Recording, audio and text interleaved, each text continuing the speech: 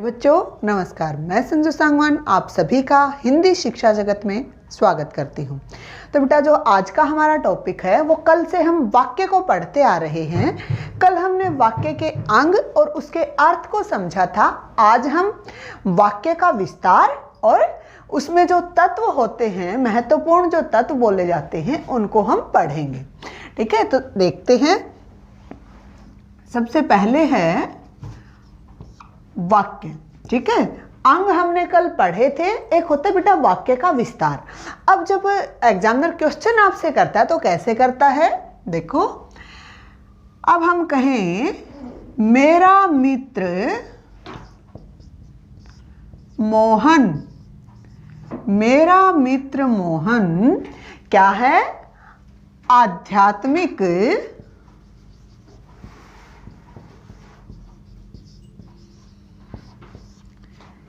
साहित्य पढ़ता है। साहित्य बहुत पढ़ता है। ठीक है, ये वाक्य एग्जामिनर ने आपको दिया और आपसे क्वेश्चन किया कि आप इसमें बताइए कि वाक्य का विस्तार कहाँ है। देखो, पहली बात तो अकेला वाक्य का विस्तार नहीं पूछता, क्योंकि वाक्य में किस किस का विस्तार होता है? पहले होता है बेटा कर्ता का विस्तार। बताती हूं विस्तार क्या होता है। दूसरा होता है बेटा हमारा कर्म का विस्तार। कर्म का विस्तार। और जो तीसरा होता है हमारा, वो कौन सा होता है बेटा? वो होता है हमारा क्रिया का विस्तार। क्रिया का विस्तार। देखो, विस्तार क्या होता है बेटा? क्रिया से पहले आकर के जो शब्द क्रिया के बारे में बताते हैं वो क्या हो जाते हैं बेटा? वो क्रिया का विस्तार कहलाएंगे। जो शब्द कर्ता से पहले आकर के कर्ता के बारे में जो बताते हैं वो क्या बताएंगे? वो कर्ता का विस्तार बताएंगे। और जो शब्द कर्म से पहले आकर के कर्म के बारे में जो बताते हैं वो क्या बताएंगे? वो हमारे कर्म का विस्तार बताएंगे। अब यहाँ पर क्या पूछा गया है कि भी निम्न वाक्य में अगर पूछता है आपसे कर्ता का विस्तार बताइए, तो फिर देखो क्या है? मोहन क्या है? यहाँ पर कर्ता है। और मेरा मित्र क्या है बेटा? वो मोहन के बारे में बता रहा है कि भी मेरा मित्र है ना, मेरा मित्र मोहन। तो मोहन के बारे में जो बता रहा है वो कौन है? वो मेरा मित्र। ये जो दो शब्द दिए गए हैं ये क्या है हमारे? ये हमारा कर्ता का विस्तार है। ठीक है, मोहन अगर सीधा सीधा हम कहते कि मोहन साहित्य पढ़ता है तो एक साधारण सा वाक्य हो जाता। देखो, जैसे हमने लिखा मोहन साहित्य पढ़ता है। ठीक है, तो ये क्या हो जाता हमारा? ये सीधा सा एक वाक्य हो जाता, ये हमारा उद्देश्य हो जाता, ये हमारा विधेय हो जाता।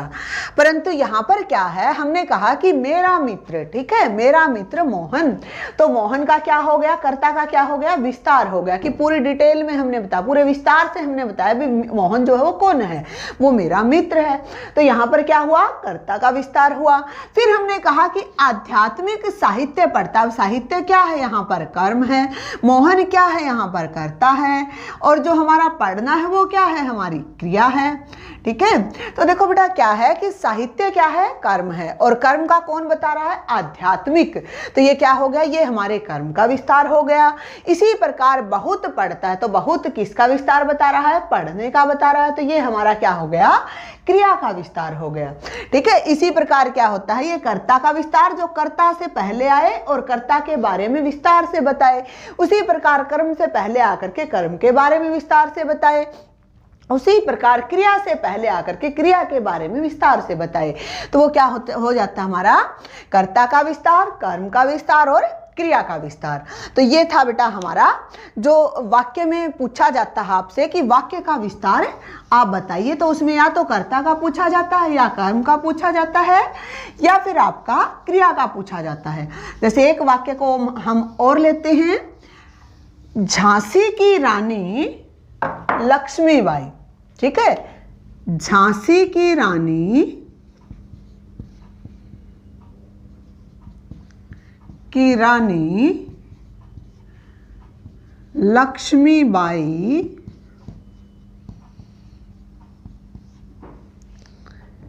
ने अंग्रेजों को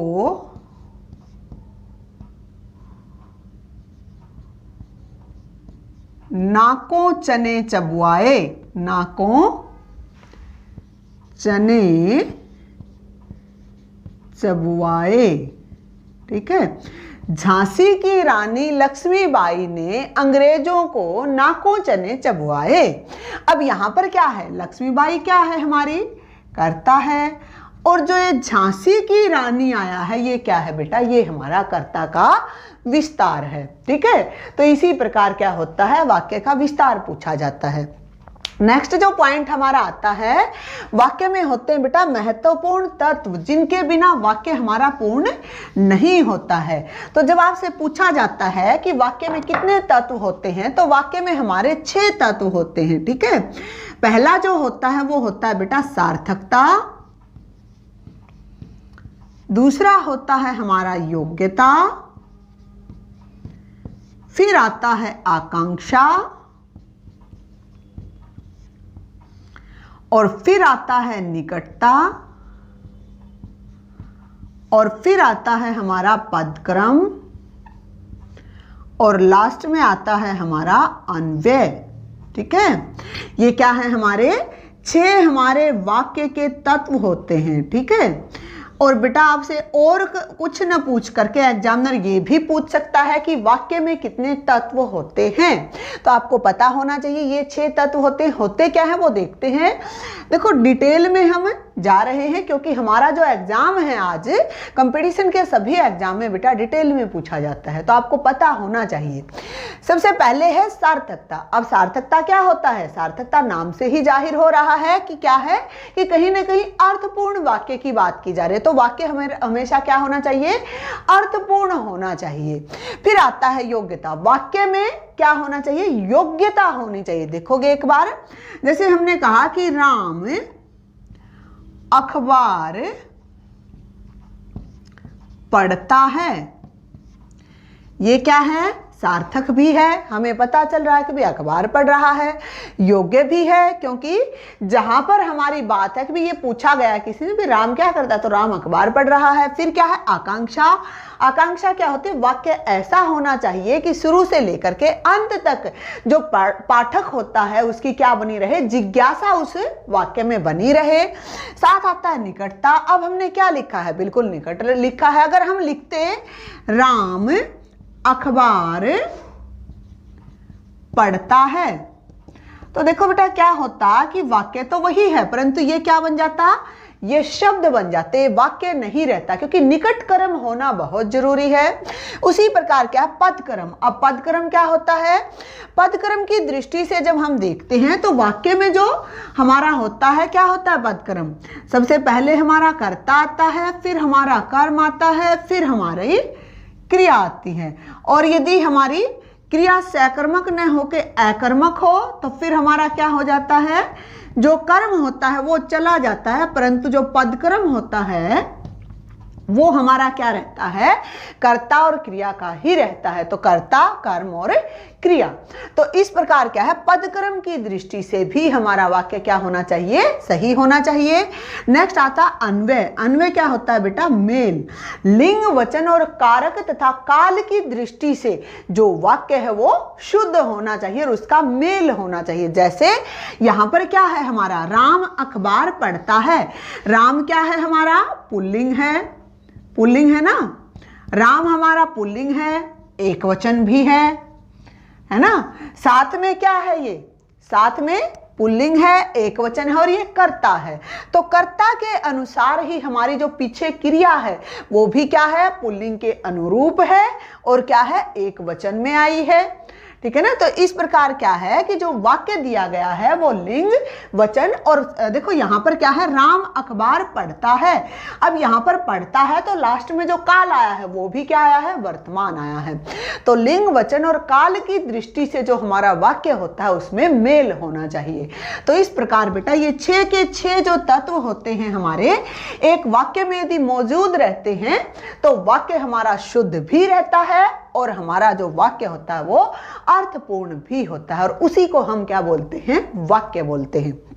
तो आज के लिए इतना ही। जो वाक्य के तत्व और अंग हैं बेटा, ये मोस्ट इंपॉर्टेंट है, यहाँ से आपसे क्वेश्चन पूछा जाता है, तो इसको ध्यान से करेंगे। और नहीं समझ में आता है तो आप मुझसे कमेंट बॉक्स में पूछ सकते हो। तो बेटा आगे के लिए हम अगली कक्षा में मिलेंगे, तब तक के लिए धन्यवाद।